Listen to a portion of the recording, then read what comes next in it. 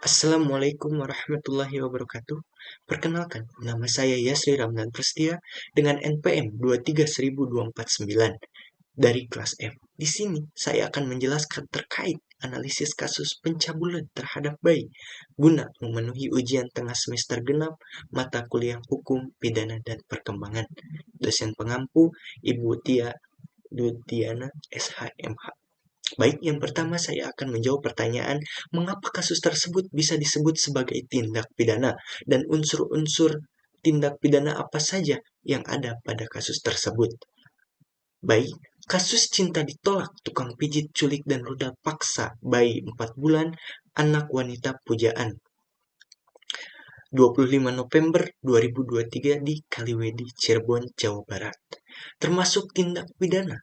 Tindakan tersebut melibatkan penculikan dan pencabulan bayi berusia 4 bulan yang merupakan tindak pidana yang terperinci dalam Undang-Undang Republik Indonesia Nomor 14 Tahun 1989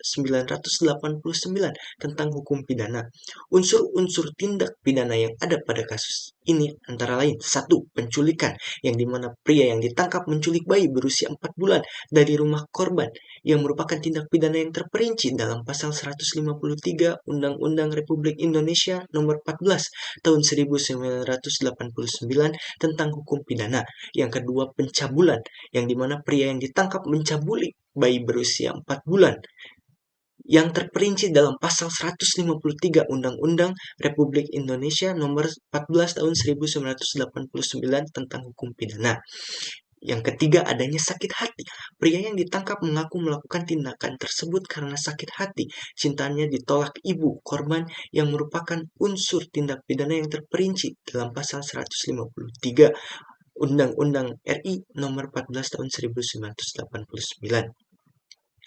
Selanjutnya ada minuman-minum keras, yang dimana pria yang ditangkap meminum minuman keras bersama beberapa temannya, yang merupakan tindak pidana terperinci dalam pasal 153 Undang-Undang RI Nomor 14 Tahun 1989. Baik, yang kedua, saya akan membahas tentang faktor-faktor yang memicu terjadinya peristiwa tersebut. Yang pertama, ada faktor psikologis pelaku, yang ternyata obsesi dan cinta bertepuk sebelah tangan. Pelaku memiliki obsesi terhadap ibu bayi dan cintanya ditolak. Hal ini dapat memicu rasa frustasi, amarah, dan keinginan untuk balas dendam yang berujung pada tindakan kriminal.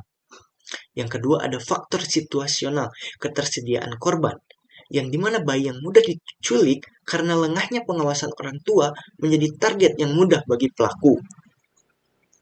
Lalu ada pengaruh narkoba dan alkohol, yang dimana penggunaan narkoba atau alkohol dapat menurunkan kontrol diri dan memicu perilaku agresif dan impulsif.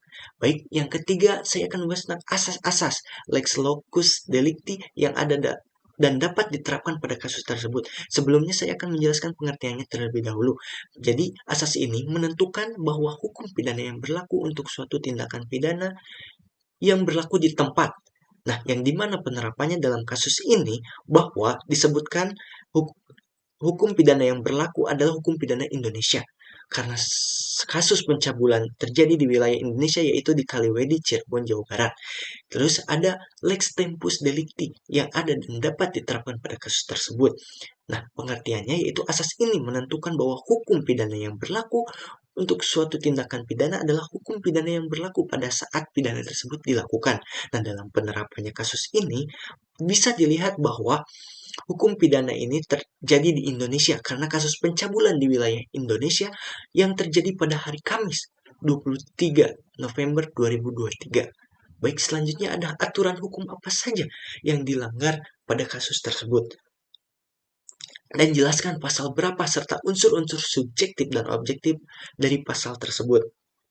Yang lalu saya akan membahas terlebih dahulu tentang aturan hukumnya. Kasus cinta ditolak, tukang pijat, culik, dan ruda paksa bayi 4 bulan, anak wanita pujaan di Kaliwedi, Cirebon, Jabar. Melanggar beberapa aturan hukum, yaitu yang pertama KUHP. Pada pasal 330 KUHP, penculikan dengan kekerasan diancam dengan pidana penjara paling lama 12 tahun. Lalu ada unsur subjektifnya, sengaja, dengan maksud untuk membawa pergi orang lain. Lalu ada unsur objektif, melakukan kekerasan atau ancaman terhadap orang yang diculik.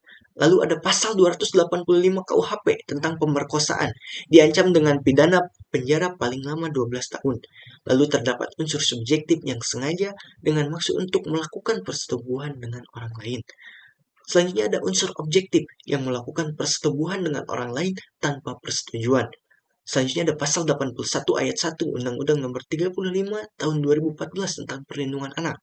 Pelaku dapat dipidana dengan pidana penjara paling lama 15 tahun dan atau denda paling banyak 5 miliar. Unsur subjektifnya karena sengaja dengan maksud untuk melakukan kekerasan atau ancaman kekerasan terhadap anak.